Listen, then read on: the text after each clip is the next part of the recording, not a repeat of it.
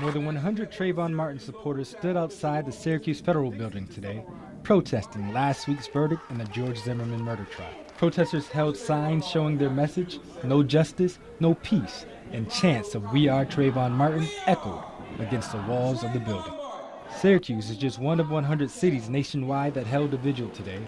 Organizers say they're trying to put pressure on the government to repeal stand your ground law. We understand the obligation of prosecution to prove guilt beyond a reasonable doubt.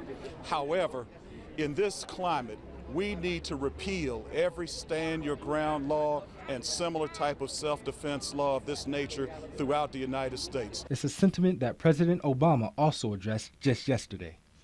And for those who resist that idea that we should think about something like these stand your ground laws, I just ask people to consider, if Trayvon Martin was of age and armed, could he have stood his ground on that sidewalk? That was just one of the questions protesters raised today in Syracuse. Derek Ford is a volunteer organizer for the Syracuse Answer Coalition and someone who sees the injustices from a different perspective. But obviously, I'm a white person, and so to some extent, I'm not Trayvon Martin, right? If I'm walking in the street with a hood, people are gonna act a little bit differently towards me, right?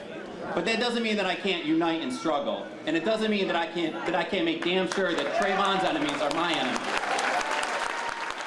And while the majority of the crowd agrees we as a nation have come a long way, the events surrounding the George Zimmerman case remind us that we still have a long way to go.